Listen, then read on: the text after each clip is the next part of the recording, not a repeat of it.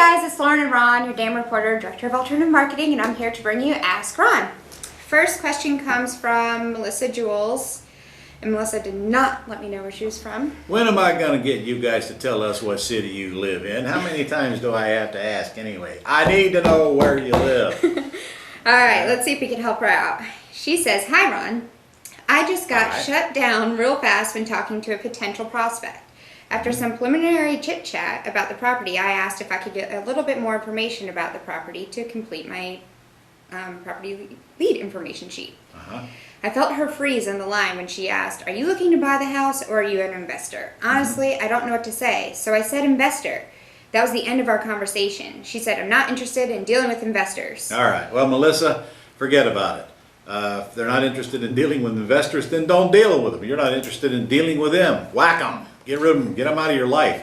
However, a couple of points. One, that's why I don't even want you talking to these people until somebody else has filled out all the property information sheet for you. And as you admit here, you're afraid to call someone else because you got a negative response from that person. Understand this. That is her issue, not your issue. You're trying to buy her house that she's advertising she wants to sell. If she doesn't want to cooperate with you in that process, get her the heck out of your life and get it over with. Do not take it to heart because somebody on the other end of the telephone is having a bad day. By the way, she won't be the last one. So if you'll just follow my simple advice, get a virtual assistant to call all the FSBOs for you, fill out all the property information sheets, then you've only got to take the few that pass the muster every week and call them back. And I promise you, you won't get that kind of result out of the people who give you a reason to call them back, such as they are over leveraged perhaps, or they got a bunch of equity and they're selling it for pretty much what they owe, or they're a couple, 3 payments behind, or whatever. So quit worrying about what that one person said. Write it off, be done with it, get it out of your life, and whack her. The next one comes from Scott Ward. Hey, Scott. He doesn't tell us where he's from. Can I use a trust to do business and get similar protections that do a land trust affords? If so, what type of trust do I use? Thanks. Scott, I can tell you're totally confused on this question. First of all, a land trust is an entity to take title to a property and nothing more. It's not an entity to do business. You will use an LLC to do business, but you don't even need one of those till you get a check or two. So I don't think you really understand what you're trying to ask me here, but you don't do business in a trust. You could do business in a trust, but there's no reason to here for us to do that. So you'll do business in an LLC, you'll take title in a land trust or an LLC. I honestly don't care which. Whichever is the easier for you to deal with where you live. So I hope that's the answer to your question. Okay. The next question comes from Steven Anderson. Hey, Steve. He said, "I found a private lender that will put up the majority of the cash for commercial properties I find. There are lots of them all around, but he requires at least $12,500 for the typical due diligence on the commercial properties. I don't have the cash, so how do I raise it?" Well, Steve, it is true that commercial properties will require a lot more cash to do the due diligence, and frankly, anybody who buys one without doing it is in for an ugly seminar.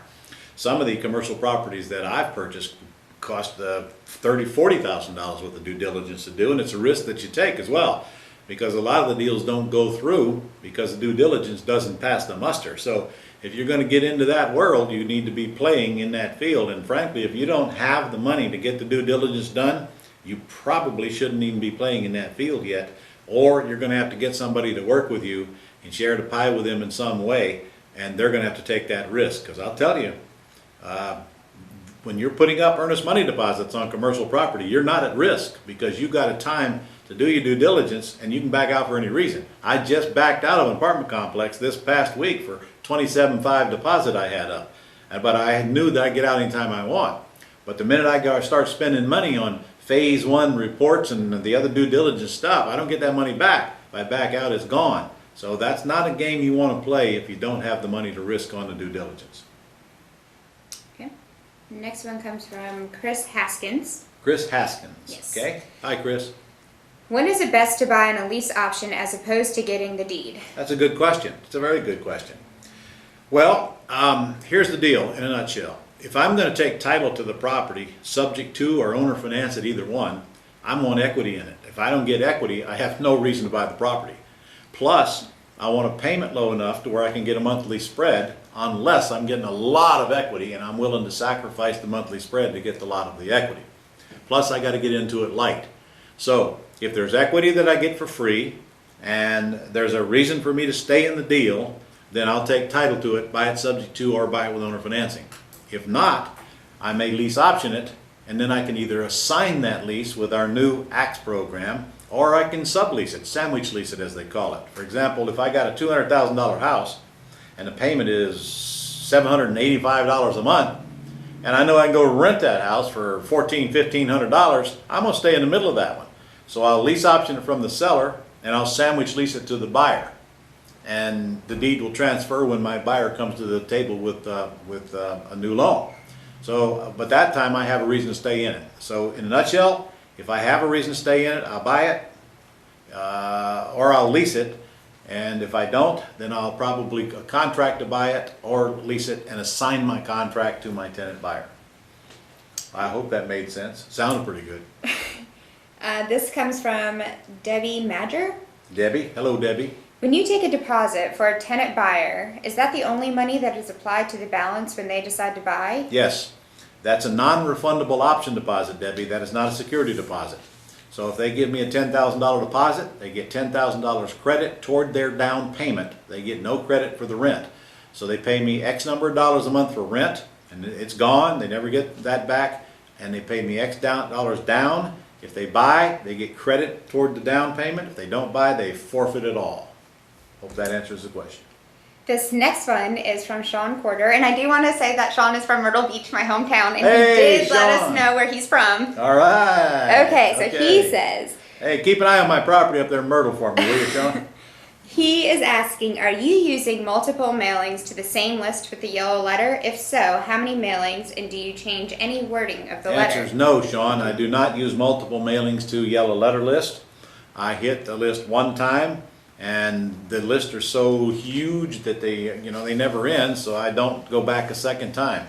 I usually just keep changing lists. And frankly, this is about the only case where I could give you that advice. If I were selling you a product or a service, then I would hit you multiple times with that same letter. But again, we got so many people to mail the letter to, I think I'd rather spread out the mailing than trying to focus on a few people and trying to get them to sell their house. Because most of the time when we do the yellow letter mailing, we have no clue whether they want to sell or not. So the answer is I don't do multiple mailings to the same list. And you don't change any of the wording? I don't change the wording because I don't do multiple mailings, no. If I Okay. did multiple mailings, I wouldn't even change the wording. I'd send the same yellow letter out over and over again. Right. Okay. This comes from Calvin McTeer. He's from Chicago. Hey, Calvin. I just came across a deal that fits the ACTS profile. Okay, I have a buyer wanting to do a lease option on a home. okay. I'm just trying to figure out how to structure to present it to the seller. The house has been listed with RE/MAX Realty for about a month. The seller is a rehab investor that Wow. picked it up for $60,000 and is asking $164,900. We think we could get that down. Any suggestions on how to proceed? Yeah, Kelvin, you're chasing a dead end on this one for all kinds of reasons. Number one, it's listed with a realtor. We don't do acts with properties that are listed with a realtor. Number two, it's owned by an investor. Your chances are slim to none to get an investor to do a long-term lease option on this property and not get their cash out of it. You're chasing a dead end on that thing, man. You don't have a good prospect, you have a worthless suspect there. So go find owner occupants that are in their houses, that are leveraged highly, and you'll find the conversations a whole lot easier with them. And in order for me to tell you what to tell them about acts, my course is coming up soon. The script is right in there, and all you got to do is read it word for word when you get a seller on the telephone that you find is over leveraged, and it'll do the job for you. Watch for it. This next question comes from Sean Porter from Myrtle Beach again. All right. It's kind of long, but it's really good. It says, Ron, Maybe you can just give me the gist of it. but I want to read you the first part. All right, go ahead. Just had a quick question about the yellow letter I set up. I ordered the 30, 60, 90 late list and dropped 250 letters in the mail Monday. Got it. As I expected, the response was tremendous, actually bigger than I expected. Okay. In fact, as of writing this letter, I have already received 102 calls. Jesus, I know. 250 letters? Yeah. Incredible. I'm That's driving. incredible. I know. That's why I want to tell you about it. I'm driving the calls to Pat Live Relax. Voice. I Chill. get excited. Amazing, man. That's amazing. Okay, I'm driving the calls to Pat Live voicemail box. that's good. With a personal I see you greeting. listen. All right. He does. With a personal greeting from myself, much like you. All right. This has resulted in 53 messages. Most of the callers are not interested in selling and just want to know how I got their name and which was to be expected. Which is exactly why I want you guys driving them to Pat Live, not taking these worthless calls yourself and dealing with all these people. Oh, how you get my address? I got it off of a mailing list, moron. Okay. This brings me to my Hey, question. you okay? You ain't on anything today, are No, you? just a lot of coffee. Oh, all right. Okay. Take a pill here. Alright, this brings me to my question. Would it hurt the response of the prospects that I want to talk to if I put a light qualifying voice message letting them know that I'm looking for properties to purchase for my own personal investment? No, you need to quit worrying about that, Sean. That's why you got Pat Live. It costs you very little money to get rid of all that worthless waste, and that's why I ask you to put them there so you don't have to deal with them. Quit trying to be perfect here. You might, if you're not careful, you might try to test yourself right out of business. You got tremendous results, man. Quit trying to be a man and screw it up. Just keep doing what you're doing and then following up on the good leads that you got. Because even if they got a house for sale, you still got suspects and you got prospects. And now you got to take the survivors, 50 some odd, 50. that have a house for sale. Wow. If that's true, that's incredible. That's 20% of the total list. So take that 50 some odd people and now look for the prospects and the suspects. Now take the 5 or 6 prospects out of the pile and call them, and that's what you mailed the 250 letters for, is to get that handful of people that are worth you calling directly. And so don't change it. You got it working. Leave it alone. Good job. Is that the whole question? That's the whole question. Yeah. All right. Okay, this last one comes from Bill Skotowitz. Bill. Hello, Bill. And he's from Sarasota, Florida. Sarasota. All right. Ron, I listened to you and Cameron talk about buying foreclosures. Uh-huh. There are a few gaps that I may have missed. First, Cameron said that he found a way to make foreclosures using his methods as a really profitable and doable way for us buying a machine, for our buying machine. Yes. I would like you to tell us the steps in the financing part. The financing part? Starting with the deposit.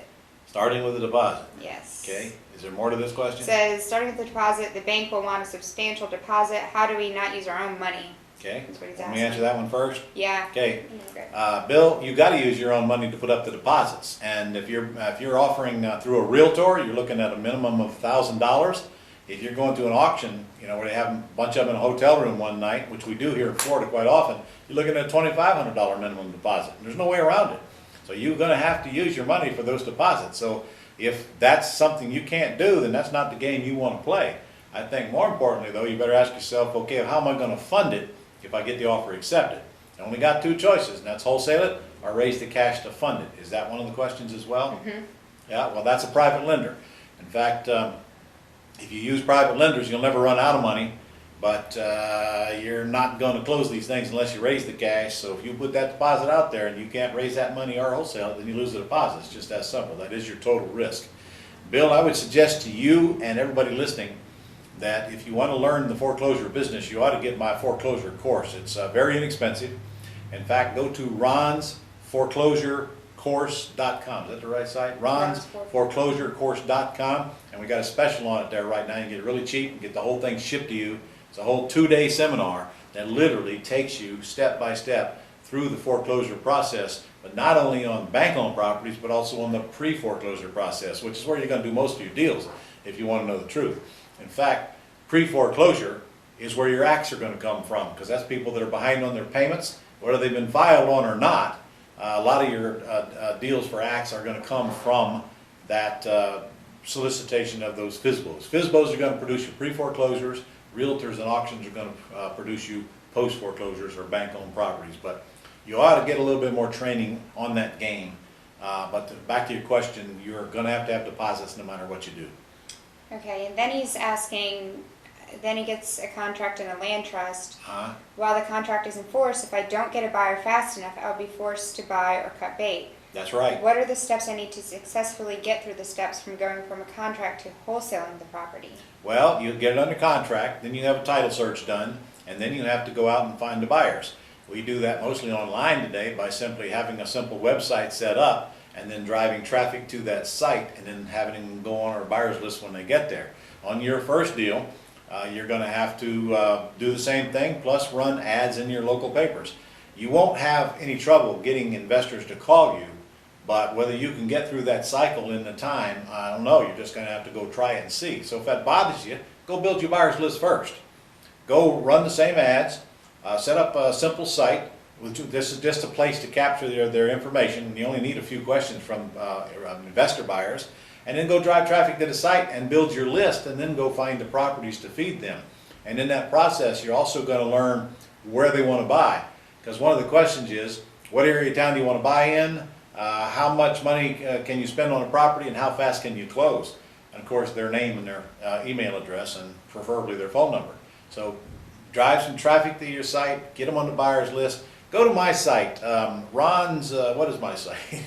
JaxHomeDeals.com. Go to Jax, J-A-X, HomeDeals.com, and hit on the investor button, and it'll take you right to the same script that you need to put on your simple site. By the way, if you want to build a simple site yourself, go to WordPress.com, WordPress.com, and just set up a very simple site, which is all you need to drive traffic, build your buyer's list. And you can use Google and YouTube, and they have tutorials on how to do it. It takes you step by step. It's very easy. Okay, so even you can do it? Even Could I can do it. Could I? I've never built a site in my life. You need to understand that, and I hope I'll be able to say that the day I die. It's the last thing I want to be doing. But if you need that first deal done, then you might have to do it yourself. So what? It's a good exercise anyway. Right. All right? Well, thank you guys for your questions. Remember to submit your questions with your name and where you're from. City. Okay, we'll see you And next try week. to keep your questions down to less than a half a page, please. Like one question, not an essay. We would appreciate it. Like 1-2 sentences. Yeah. Good. All right. All right. This is Lauren, your damn reporter. Bye. See ya.